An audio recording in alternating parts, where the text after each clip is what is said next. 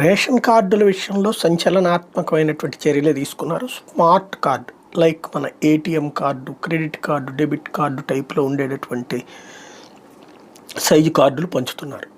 1,46,00,000 పంచుతాం, దానికోసం 8 కోట్ల రూపాయలు కేటాయించినట్టు ప్రకటించారు.